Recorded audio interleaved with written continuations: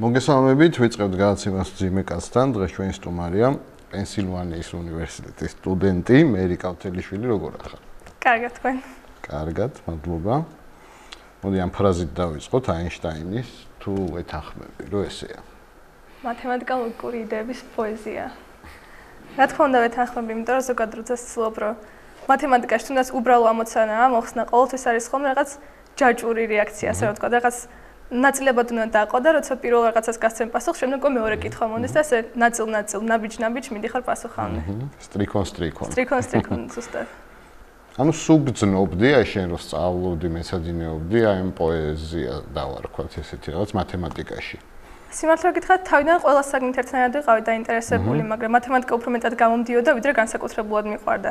და მე რეკო კომაროვში რო გადავედი, რა თქმა უნდა, გაძლიერებულმა სწავლებამაც თვითონ და კარგ მასწავლებლებმა შემაყვარეს თვითონ მათემატიკაც. რომელ კლასში გადახვედი კომაროვში? მე-7 კლასიდან არის მიღება და მე-3 დროს მივედი. და პოეზიაში თუ არის მათემატიკა? პოეზიაშიც არის მათემატიკა. თუნდაც თვითონ რითმის თვლაში, თუნდაც ბგერების რაოდენობაში, ან ყოველთვის რაღაც არის ესეთი გასათვლელი. როგორ გონია აი ესეთი რამე თუ არსებობს, რაშიც მათემატიკა არ არის? ალბათ არა. მაგრამ არის რაღაცები, რაშიც მათემატიკა უფრო მეტად ენა არის, ვიდრე სხვა რაღაცები. თუნდაც აი ხელოვნება რო ავიღოთ, იქ ნახატები ხო არის ოქროს კვეთა რაღაც 3-5-ზე და პროპორციებს იცავენ ხოლმე სპეციალურად, რომ უფრო ლამაზი ნახატი გამოვიდეს და ასე და ასე შემდეგ. ბუნებაშიც კი. აი კომაროვის ლოგო არის ფიბონაჩის მიმდევრობა ქვია და ამობენ რაღაც აღარ მახსოვს რომ ყვავილზე იყო, მაგრამ რომელიღაც ყვავილია თუნდაც ლოგოკინას ნიჟარა და ასეთი რაღაცები, რომელსაც ამ ფიბონაჩის მიმდევრობის ფორმა აქვს თვითონ. ანუ ბუნებაშიც არის. კი. კი ბატონო. აი უცხო პლანეტელიო შეგხვდეს და რომ კითხოს, აი შენი სიტყვებით ამეხსენიო მათემატიკა რა არის? როგორ აუხსნიდი მოკლედ? მათემატიკა რა არის უცხო პლანეტელს? კარგი კითხვა. ახსენდი რომ მათემატიკა როგორც ახლა უკვე ვთქვით არის ყოველთვის ენა, საწყისი რაღაც. რომელთაც მე ყოველ შემთხვევაში დედამიწა აგებული არის და სხვა პლანეტებიც წესით უნდა იყოს და უნდა იცოდეს. ანუ მათემატიკით არის ყველაფერი აწყობილი, შენც ეთანხმები ამას. აი კომაროვის სკოლა დაამთავრე ოქროს მედალზე, ხო? რომელი საგანი გიყვარდა ყველაზე მეტად? ყველაზე მეტად მიყვარდა და მიყვარს ფიზიკა. და ჩემი აზრით ერთ-ერთი ყველაზე დიდი დამსახურება ფიზიკის მასწავლებლის დაურჭაილიძეს არის, იმიტომ რომ რეალურად მან დამანახა კავშირი ფიზიკის რეალურ სამყაროსთან. ისე თითქოს მარტო ფორმულები ამოცანები, რაღაც ჩაკეტილ სისტემაში იყო ეს ფიზიკა და ზოგიერთი ჩვენება, მაგრამ ამ მასწავლებელმა რეალურ ცხოვრებასთან გამილო ბევრი პარალელი და ძალიან დამაინტერესა, იმიტომ რომ ხელსაწყოდ გადამაქცევინა ფიზიკა, ჩემ გარშემო ფიზიკური ფენომენის ამოხსნის. და ნუ ასევე რთული საგანია შედარებით უფრო მეტი აზროვნება და აი ზუსტად ლოგიკური იდეების სჭირდება, რომ პასუხამდე მიხვიდე და რაც ძალიან მიზიდავს, რა თქმა უნდა. აი ბევრისგან გამიგია, რომ ფიზიკას განსაკუთრებით სჭირდება კარგი მასწავლებელი. ეგრეა? კი, ნამდვილად, იმიტომ რომ რო არ არის მასწავლებლები, რომლებიც მემასწავლინენ, შეიძლება ახლა სულაც არ მყარებოდა. რომელი საგანი გიჭირდა ყველაზე მეტად? ან არ მოგწონდა? ისტორია. იმიტომ რომ სამწუხაროდ ანალიზზე ნაკლებად არის ახლა დამყარებული ისტორია და უფრო მეტად დასამახსოვრებელი ფაქტებია, რომელიც არ მიყვარს ზოგადად დაზეგირება რაღაცის. მაგრამ ეს ანალიზი რა თქმა უნდა ძალიან საინტერესო საგანია. პენსილვანიის უნივერსიტეტზე რატო შეაჩერე არჩევანი? რამდენიმე გთავაზობდა ხო დაფინანსებას? ნუ დიდი როლი ითამაშა რესურსებმა უნივერსიტეტის. პენსილვანიის უნივერსიტეტს ყველაზე დიდი ბიუჯეტი აქვს ამ უნივერსიტეტებიდან, მილიარდობით აღწევს წლიური ბიუჯეტი და კარგი ლაბორატორიები თუნდაც ფიზიკის ხრივ პროფესორებსა და კურსდამთავრებულებს შორის არის 24 ნობელის პრემიის ლაურეატი და აქედან 4 არის ფიზიკოსი. და ასევე იმიტომ ავირჩია ეს UPenn, ანუ პენსილვანიის უნივერსიტეტი, რომ მომცა ასეთი ჩამოთვა ასეთ პროგრამაში, რომელსაც ინგლისურად ქვია World Scholars და ქართულად განვთარგოთ სოფლიოს სწავლულები იქნება დაახლოებით და ეს კიდე დამატებით შესაძლებლობებს მაძლევს იმ ხრივ, რომ აღწერაში უწერიათ, რომ ჩვენ ვცდილობთ რომ ერთმანეთს დავაკავშიროთ მომავალი მსოფლიოს ლიდერები. და ნუ კონტაქტებს მომწევს, იმიტომ რომ კავშირი გვექნება უნივერსიტეტის პრეზიდენტთან და სხვა ცნობილ ადამიანებთან. ან დამატებით შესაძლებლობებს ვთავაზობდა. და რას ისწავლი? ის ისწავლა გადაწყვეტა? ფიზიკის. ან რეალურად უნივერსიტეტი 2 წელი გაძლევს საშუალებას, რომ აირჩიო, ანუ ყველაფერს შეხედა როგორ მოგწევს და მე აირჩიო, მაგრამ ჯერჯერობით ფიზიკა მაქვს გადაწყვეტილი. და როცა ამას ვამბობ ხოლმე თავიდან ყოველთვის მეღიმება. იმიტომ რომ ვიცი ხალხის დამოკიდებულება რა. ანუ ფიზიკოსი წარმოუდგენიათ რაღაც გიგი, წიგნისშია და კომაროვლებთან ესეთი დამოკიდებულება აქვს და ფიქრობ, კი, დარწმუნებული ვარ, რომ არასწორია, იმიტომ რომ ძალიან ბევრ კომაროველს ვიცნობ, ახლა შემიძლია რამდენიმე ჩამოთვალო, მარიამ გედეინიძე, რომელიც ძალიან ჭკვიანი ბავშვიცაა, კომაროვში სწავლობს, აინტერესებს ფიზიკა, მათემატიკა და თან სამოდელო სააგენტოში დადის, ველოსიპედით სპორტით არის ძალიან გატაცებული. ასევე ახლა ხან მოიგო Facebook-ზე ვნახე ძალიან მიხარდა, იმიტომ რომ სტერეოტიპები დაამსხვრია. მოპედების ჩემპიონატი იყო. და მეორე ადგილი დაიკავა, თან ერთადერთი გოგო ვიყავიო. და მეორე სტერეოტიპი ის არის და იმიტომ მეღიმება ხოლმე რაღაცა გოგოსგან არ მოელიან ხოლმე. რომ ფიზიკოსი გვინა, იმიტომ რომ მიკერძოებული დამოკიდებულება აქვს, რომ აი გოგოებს ნაკლები შესაძლებლობები გვაქვს გონებრივი. რა თქმა უნდა, ესეც არასწორია და ჩემ გარშემოც ასევე ბევრი მაგალითი არსებობს, მაგალითად მაჩაიძე ელენე, რომელიც წელს მასაჩუსეტსის ტექნოლოგიურ უნივერსიტეტში მოხვდა და პროგრამირებაში ძალიან დიდი მიღწევები აქვს. ელენე ყარანღოძიშვილი შაშან დაამთავრა კომაროვი და მან ეს რა ქვია საერთაშორისო ოლიმპიადაზე გავიდა მათემატიკის და მედალის ჩამოიტანა. ძალიან მაგარი გოგოები. და ნუ ჯერჯერობით ბევრი კარგი გოგოა, მაგრამ საკმარისი ჯერჯერობით არაა იმისთვის, რომ სტერეოტიპები ბოლომდე გაქრეს და მე იმედია უფრო და უფრო გამრავლდებით. შენთვის რა განსხვავებაა კაცს და ქალს შორის? თუ არის რაიმე განსხვავება, ბიოლოგიურს არ გულისხმობ. განსხვავება ჩემთვის ბიოლოგიურ დონეზე არის და დანარჩენ განსხვავებები ხა სტერეოტიპულია თუ მართლა განსხვავება კვლევის დონეზე ვარ და ბევრ სტატიას ვკითხულობ საინტერესოს და იმედია ბოლო დასკვნამდე მივალ ბოლომდე. საქართველოში რატო კლავენ და ცემენ ამდენ აი მეუღლეებს და ასე ხალხს რატო ჩაგრავენ? რა გონია ამის მიზეზი? ალბათ არასწორი მენტალობა იმ მხრივ რომ რატომღაც დასაშვები გონიათ რომ შეიძლება არ არის მარტო ქალსა და კაცზე, ანუ პირიქითაც არის ხოლმე როცა ქალის წევს კაცს. კი, მაგრამ ესე უფრო ხშირია. არასწორი მენტალობა ალბათ და ფიქრობენ რომ რაღაც თუ სცემა ღირსია, ეკოსმის და არ აქვს მნიშვნელობა ცოლი აქ მარია თუ უბრალოდ ადამიანი, რა თქმა უნდა, არავის სცემა არ შეიძლება ფიზიკურად შეურაცხყოფ. და შენი პენსილვანიის უნივერსიტეტი დამთავრებული ქონიათ ტრამპს, უორენ ბაფეტს და მასკს. შენთვის რომლის კარიერა ყველაზე ისეთი საინტერესო? ჩემთვის ალბათ ტრამპის.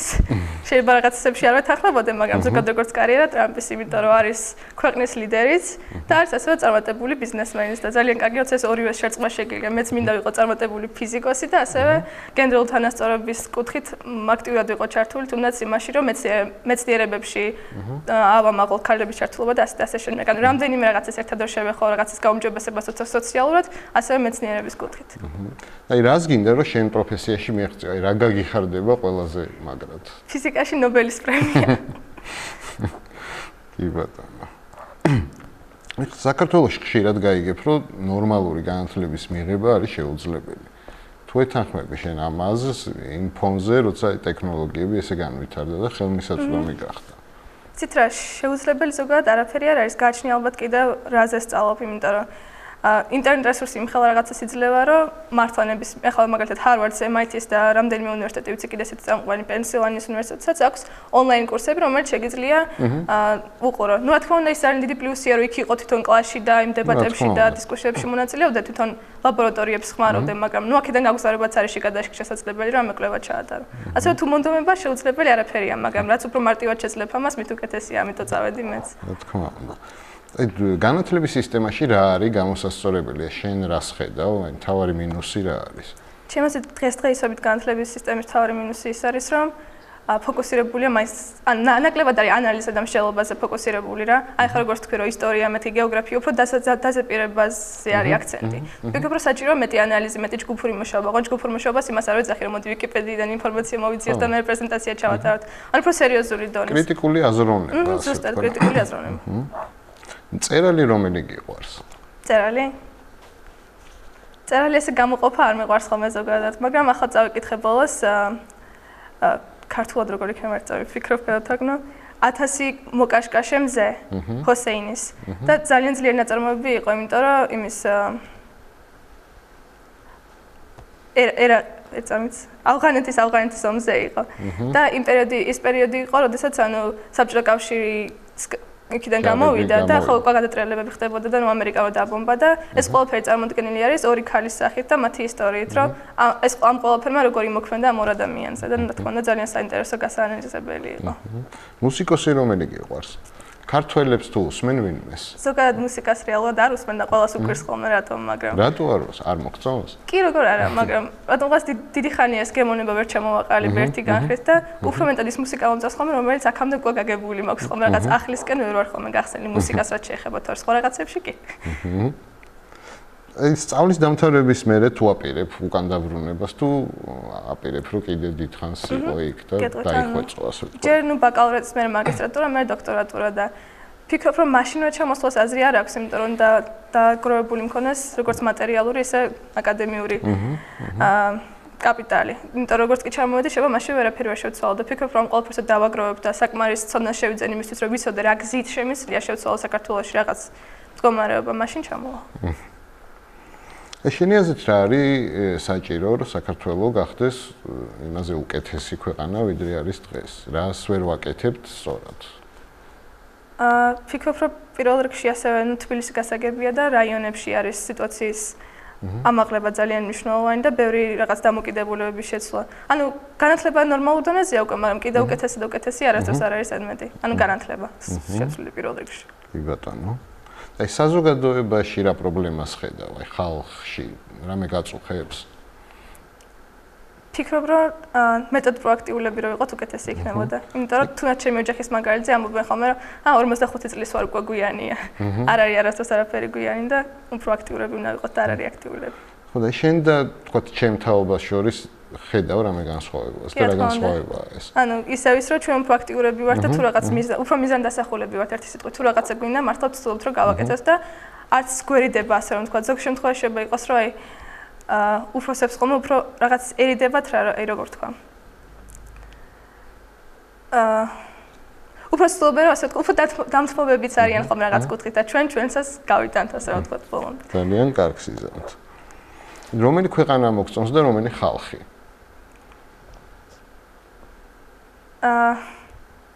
რამდენიმე ქვეყანაში ვყოფილვარ და სხვადასხვა სტერეოტიპებს ხოლმე რომ აი ეს ამერიკელები ესეთები არიან, რომ ესტონელები ესეთები არიან, გერმანელები არასდროს არ ჩდება ხოლმე.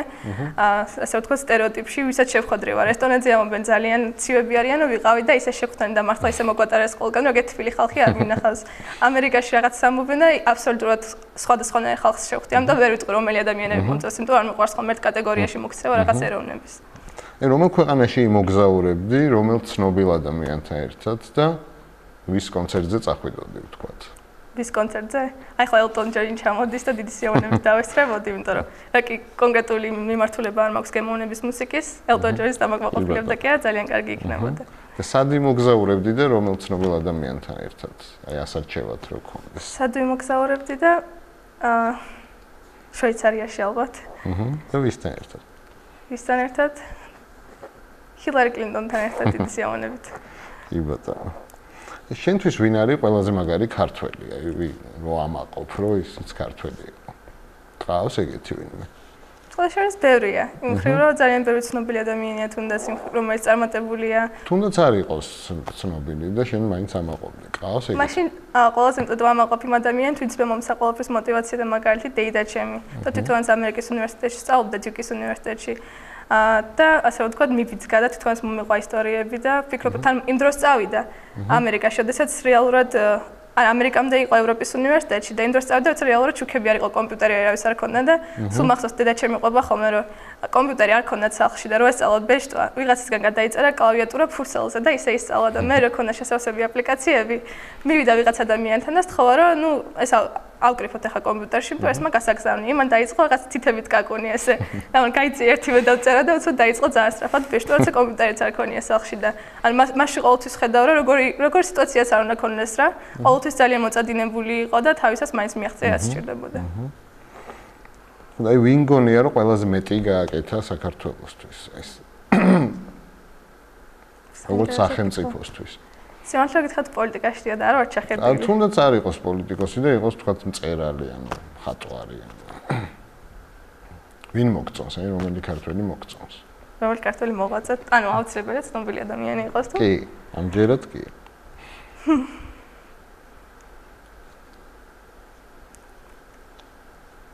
მართლა არავინ არ მახსენდება ესეთი გამორჩეულად, მაგრამ კი ბატონო.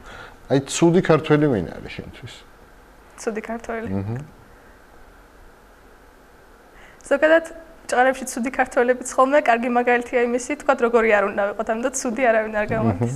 კი ბატონო. აი ბევრ ახალგაზრდა ადამიანსაც ხშირად ისმის ეს, რომ უნდა რუსეთთან ისევ მეგობრული ურთიერთობა. შენთვის რა არის რუსეთი? რუსეთი შეიძლება კარგ კონტექსტშიც მოიხსენიოთ და ცუჩი პროპაგანდას ეწევიან, რომ ამერიკა ცუდია და ასე შემდეგ. და ანუ რა თქმა უნდა, კარგი მხარეც აქვს და ცუდი მხარეც აქვს. ნუ კარგია რა თქმა უნდა მისი კულტურა, წერილობა, ახლა ვკითხულობდი დოსტოევსკის იდიოტს და ნუ ძალიან საინტერესოდ დაიწყო. და ჩვენი მტერი როა? ჩვენი მტერი გააჩნია ისევ და ისევ რა კუთხით. არ არის, როგორ ფიქრობ შენ? ან როგორც ესე ერთი რაღაც იარლიყის მიწებება რომ ვიღაცა მტერია და ვიღაცა მოყვარე არ მოყვარს ხოლმე, იმიტომ რომ ყოველს რაგვარი მხარე, მაგრამ ნუ მტრული ის რა თქმა უნდა ხა ომი რო იყო და რო ცდილობენ ასე ვთქვა ტერიტორიები აქვთ ოკუპირებული, ასე თქმა უნდა ძალიან ცუდი მხარეა, მაგრამ ეს უკვე პოლიტიკური მხარეა, მაგრამ თვითონ როგორც რუსეთი და რუსი ხალხი ვერ იტყვი რომ მტერია რა თქმა უნდა. ღმერთი თუ გწამს? ღმერთის წამს კი. აი როგორია შენი ღმერთი? ჩემი ღმერთი არის რა თქმა უნდა ემხრობა თანასწორობას, არ გამოარჩევს გენდერს და არის მოსიყვარულე და მიმტევებელი. ანუ ხო. აი როგორი უნდა იყოს ნამდვილი ქრისტიანი? ნამდვილი ქრისტიანი უნდა იყოს უბრალოდ კარგი ადამიანი. ანუ ზოგადად არ ვფიქრობ რომ მაინც ახლა ყოველ შაბათ-კვირას ეკლესიაში უნდა დადიოდეს. რა თქმა უნდა ესეც მისაღებია და კარგია თუ დადის, მაგრამ ნამდვილ ქრისტიანს მაინც ეკლესიაში სიარული არ ქმნის. კი ბატონო. ქართული პროდუქციიდან რაც დღეს იქნება ქართველების მიერ რა მოგწონს? პროდუქცია. თუნდაც აი მუსიკა, კინო, კომპოტი, არ ვიცი, რა მოგწონს?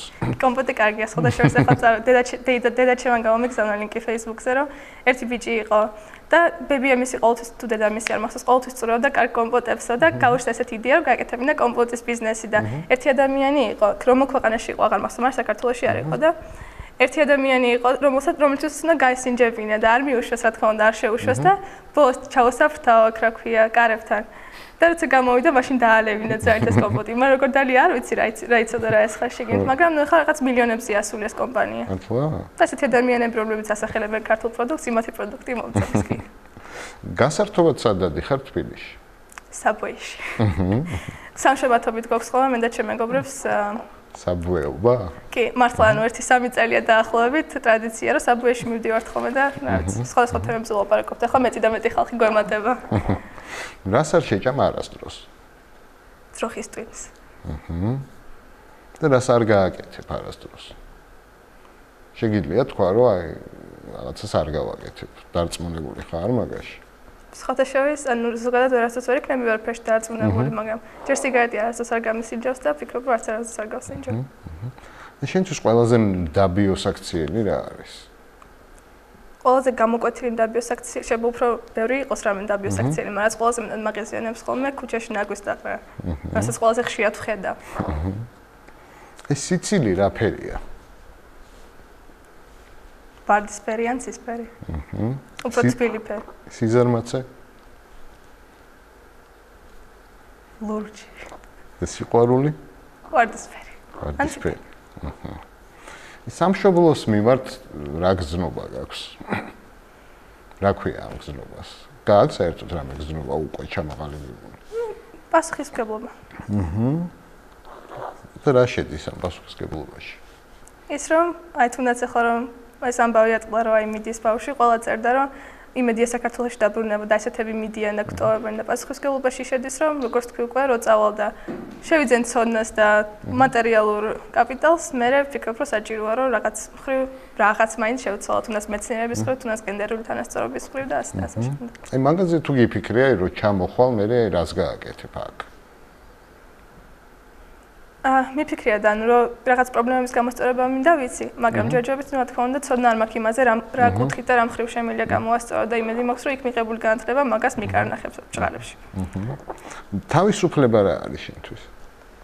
თავისუფლება არის არჩევანი არ ქონდეს შეზღუდული, მაგრამ თან ისე რომ სხვას არ უზღუდავდე არჩევანს. ანუ საზღვრები აქვს თავისუფლებას. საზღვრები, ანუ თავდება იქ სადაც სხვისი თავისუფლება იწყება. აი იდეალური ბიჭი საწყობა რო შეგეძლოს. როგორ იქნებოდა? ვისი გარეგნობა ექნებოდა? ვისი გარეგნობა ექნებოდა? თვისებებს გეტყვის თუ გინდა და გარეგნობა არ ვიცი. გარეგნობა გამოვტოვოთ, კაი, ჭკუა ვისი ექნებოდა?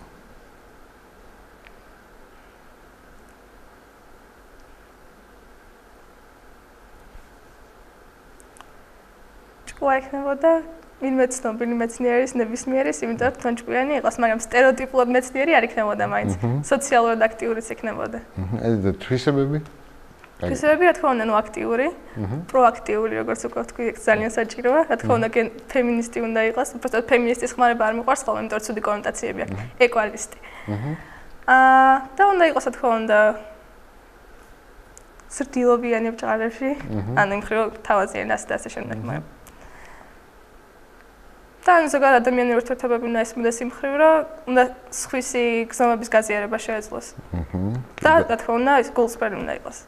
ყოველ შემთხვევაში საყვარელი ადამიანების ხრივ და ისე როგორც გამოდგება ისე. კაი, და ერთსაც კითხავ.